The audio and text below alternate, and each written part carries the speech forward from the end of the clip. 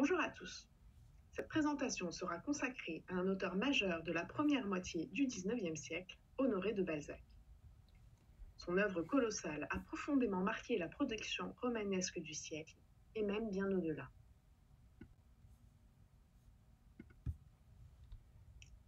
Rappelons rapidement le contexte historique dans lequel évolue Balzac.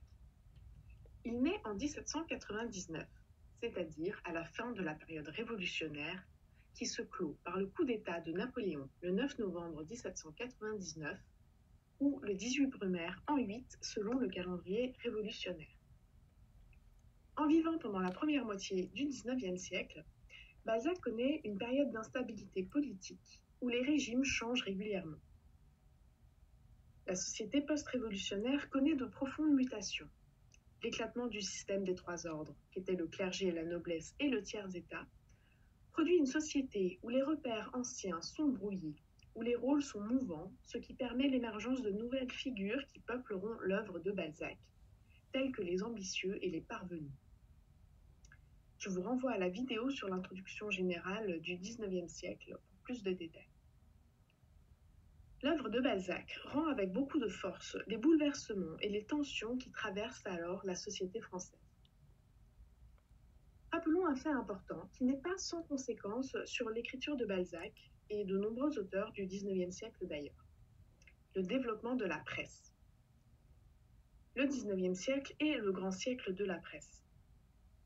Des progrès techniques touchant l'édition et l'impression permettent l'abaissement des coûts de production et donc des prix de vente. La presse peut alors se diffuser et être lue par la majorité des classes de la société. Elle devient un produit de consommation courante, surtout dans les villes. Or, la presse entretient des liens étroits avec la littérature, car de très nombreux romans sont d'abord publiés dans la presse en feuilleton, c'est-à-dire par petits épisodes qui paraissent dans les journaux. On peut un peu y voir l'ancêtre de nos séries télévisées. À une époque où les droits d'auteur n'existent pas encore à proprement parler, cette pratique du feuilleton permet aux auteurs de gagner leur vie de façon régulière. Mais cela les soumet également à une logique commerciale, qui explique aussi la production énorme de certains auteurs, comme Balzac justement, ou d'autres, comme Alexandre Dumas. Auteurs soumis à des impératifs économiques et à un rythme de publication effréné. Balzac a fait un tableau cynique de ce milieu de la presse justement, et des auteurs dans Les Illusions perdues.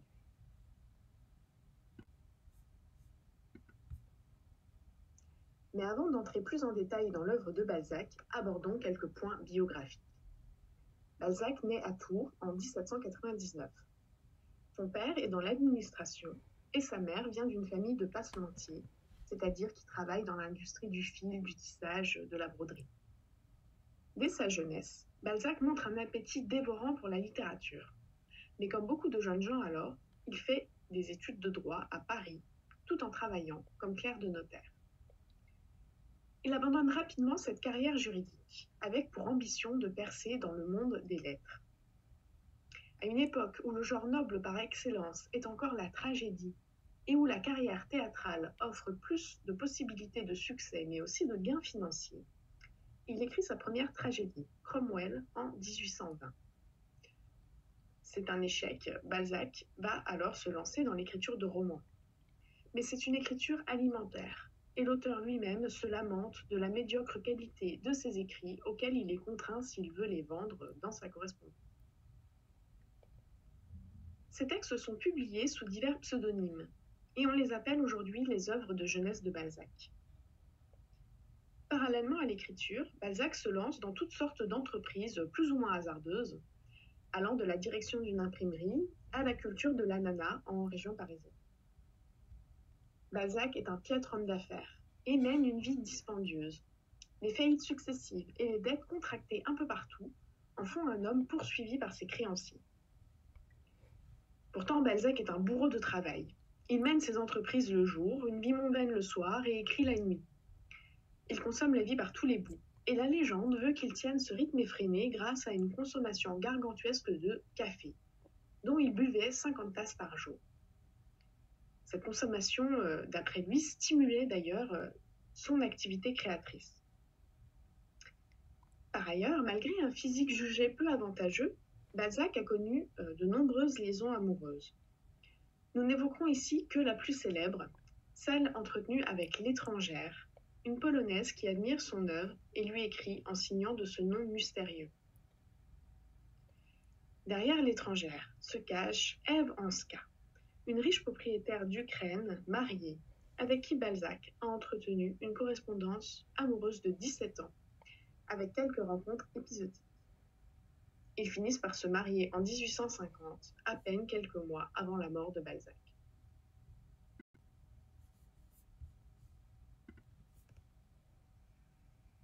Nous avons déjà eu l'occasion de le dire, mais l'œuvre de Balzac ne se réduit pas à la comédie humaine, bien que cette fresque romanesque en représente l'essentiel. Balzac a tenté une carrière au théâtre, et si sa première pièce écrite, Cromwell, est tombée dans l'oubli, d'autres pièces, comme Le Faiseur par exemple, sont plus remarquables. Elle n'a pas été représentée du vivant de Balzac, mais elle est encore montée aujourd'hui. La production écrite de Balzac est colossale, et on peut y inclure les lettres, les articles de journaux, les textes à portée philosophique, en plus des nombreux romans qu'il publie sous pseudonyme. L'année 1829 marque un tournant.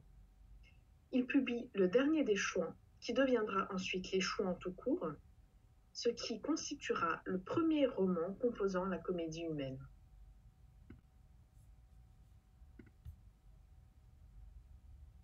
La comédie humaine est la grande œuvre de Balzac. Composée de plus de 90 romans et nouvelles, écrits entre 1829 et 1850, ce vaste ensemble inachevé constitue une grande fresque représentant la société française dans la première moitié du XIXe siècle. Par cette œuvre, Balzac entend faire concurrence à l'état civil, comme il l'écrit dans l'avant-propos à la comédie humaine, dont vous trouverez des extraits dans votre brochure et que je vous invite donc à lire attentivement. Ce texte, l'avant-propos, publié en 1842, est essentiel pour comprendre le projet balzacien. Peut-être avez-vous remarqué la date de cet avant-propos, 1842, alors que le premier roman de la comédie, Les Chouans, date de 1829. Cela s'explique par le fait que ce projet de la comédie humaine n'a pas été conçu a priori. Alors qu'il a déjà publié bon nombre de romans, Balzac réalise qu'il forme un tout cohérent. Cette illumination marque la naissance de la comédie humaine telle que nous la connaissons. La cohérence de l'ensemble sera renforcée par le système des personnages reparaissants. Balzac décide de faire réapparaître certains personnages d'un roman à l'autre, ce qui implique parfois qu'il apporte des modifications au premier roman publié, qui sont donc remaniées pour mieux s'intégrer à l'ensemble. Cette entreprise aboutit à la création de tout un monde, d'un microcosme cohérent, représentant la société post-révolutionnaire française.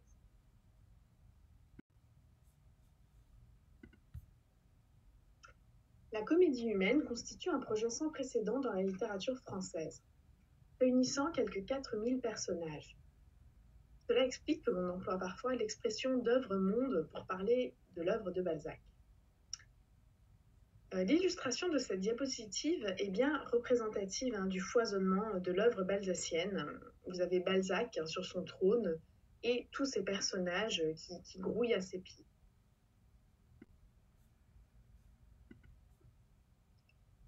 Mais l'ambition de Balzac ne se borne pas à décrire la société de la première moitié du XIXe siècle, loin s'en faut. Il s'agit avant tout d'analyser les mécanismes de la société et le fonctionnement des individus en dévoilant les ressorts cachés qui animent chaque être. Pour cela, Balzac s'appuie sur le modèle des sciences naturelles. Comme Buffon, le célèbre zoologiste qui a entrepris une description et une classification raisonnée des espèces animales, Balzac entend analyser les différentes espèces qui composent la société humaine. Le poète, le marin, le prêtre, le savant, l'homme d'État, etc. sont considérés comme autant d'espèces. Balzac explicite cela dans son avant-propos. Ce projet analytique explique aussi l'organisation de la comédie humaine dont les romans sont rassemblés en 3 grands ensembles. Les études de mœurs, les études philosophiques et les études analytiques. Le terme même d'étude est révélateur des ambitions du projet balzacien. Le roman ne décrit pas le réel, il l'étudie. Les études de mœurs, qui sont les plus nombreuses, sont elles-mêmes divisées en sous-ensembles appelés scènes. Ainsi, on trouve les scènes de la vie de province, les scènes de la vie parisienne, de la vie politique, de la vie de campagne, militaire et privée. Le roman se voit ainsi conférer une dimension didactique forte, ce qui n'est pas anodin, à une époque où le roman est encore un genre considéré comme mineur, comme un simple divertissement. Il accède, grâce à Balzac, à un statut de genre sérieux, le plus à même d'offrir un miroir critique de la société moderne. À côté du modèle des sciences naturelles, l'autre modèle pour Balzac est le modèle historique. Mais au lieu de s'attacher aux grands événements politiques, le romancier met plutôt en lumière le fonctionnement social et les mœurs d'une époque. Un peu à la façon d'un sociologue, pour employer un terme quelque peu anachronique, la sociologie n'émergeant en tant que science qu'à la fin du XIXe siècle. J'insiste encore sur l'importance de l'avant-propos à la comédie humaine de 1842, un texte fondamental à lire pour mieux saisir les enjeux du projet balzacien et que vous trouvez dans votre brochure.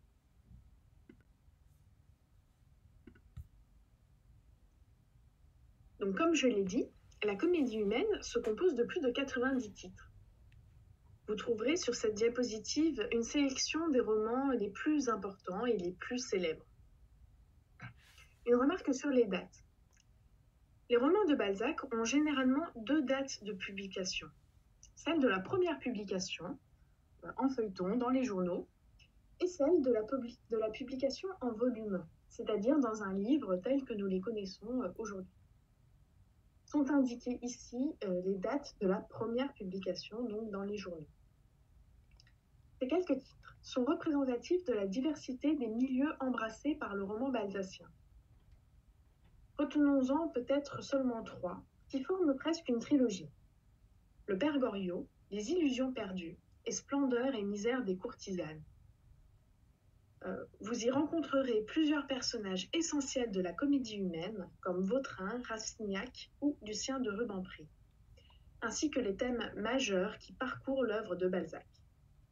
L'ambition, l'argent, les passions, la ruine de la famille et les masques que nous font prendre la comédie sociale.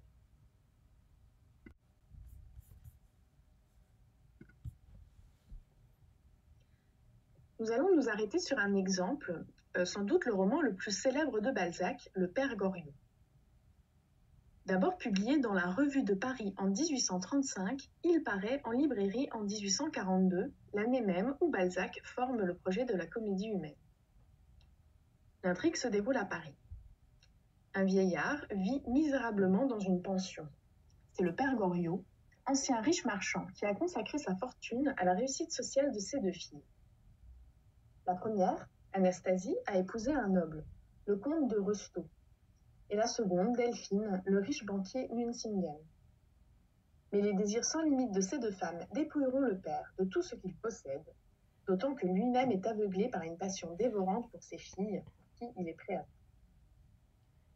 On trouve dans ce roman d'autres personnages emblématiques de la comédie humaine, comme Vautrin ou encore Eugène de Rastignac, déjà présent dans La peau de chagrin, publié quelques années avant, et qu'on découvre ici dans ses jeunes années par un effet rétrospectif.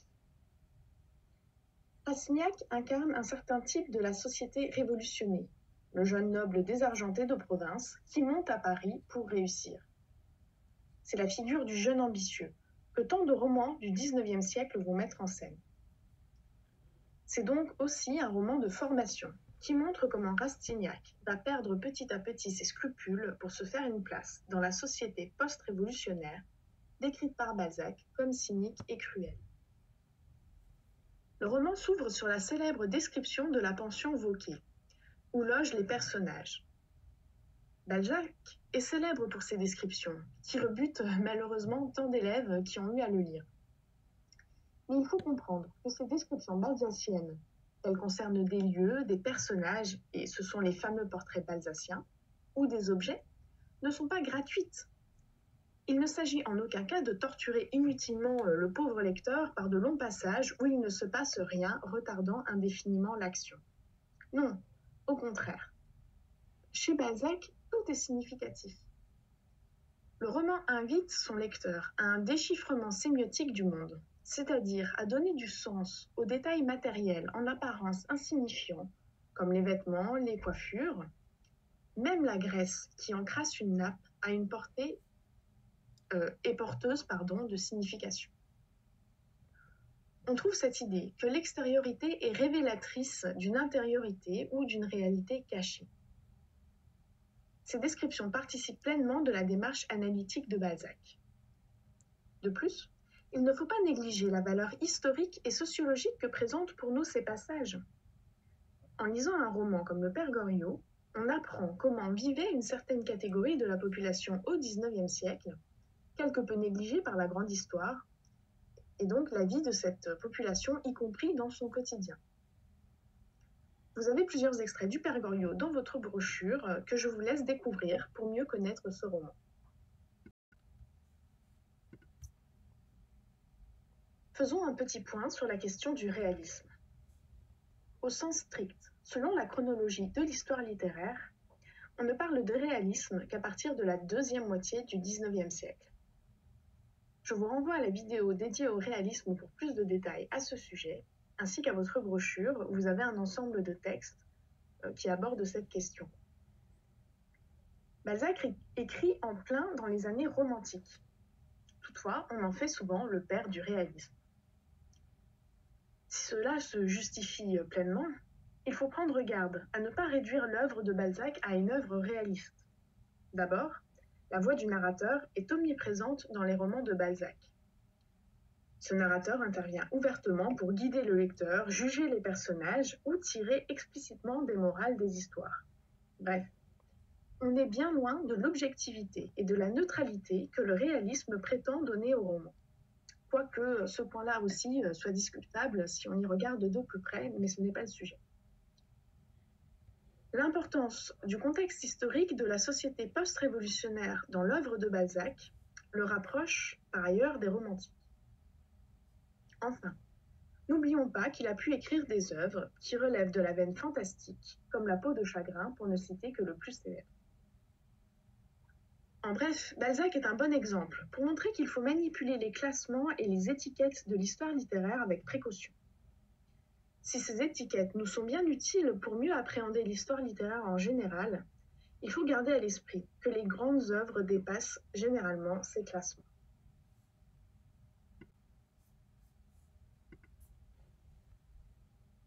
Balzac est indéniablement l'un des auteurs français dont l'influence a été la plus forte sur les écrivains des générations suivantes.